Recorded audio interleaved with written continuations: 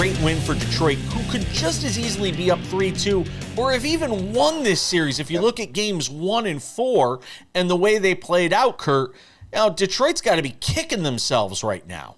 They and the Clippers are looking back at a couple of games, 1 and 4, specifically in both series, and said, man, coulda, woulda, shoulda. We should be up in this series, and we are not. And in the case of the Knicks,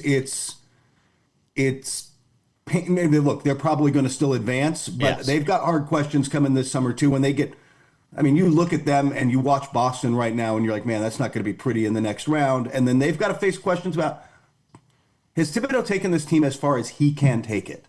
Is it time? You've got Brunson, you've got Towns, you're committed to this iteration of the Knicks.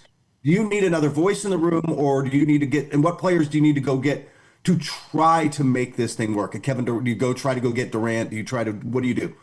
You've got to do something, because this is as good as it gets. And the only question I've got is, can Leon Rose fire Tom Thibodeau? Would he? Like, that is he and Wes, and that's brotherhood right there. They're all really tight. I don't know. Here's the thing.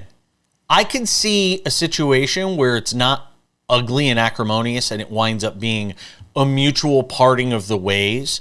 Because if you look at this NBA offseason, there's enough coaching vacancies and openings. Tom Thibodeau could probably get a job next year if he wants to.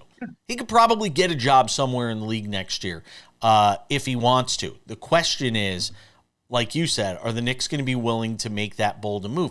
And frankly, there's enough guys out there that I think are going to be of interest to the Knicks.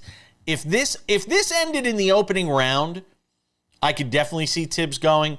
If they get bounced in 5 by the Celtics, which is certainly a possibility, hell, I could see him getting swept by the Celtics given the way those regular season matchups went.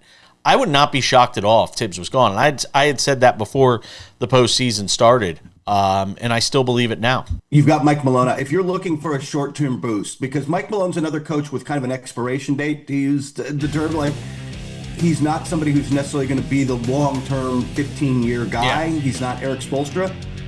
But if you're trying to juice a team right now and you're looking for a coach who's won a ring and has a personality, but also can just flat-out coach, Mike Malone comes in, and that's an interesting fit. I'll still say Dan Hurley.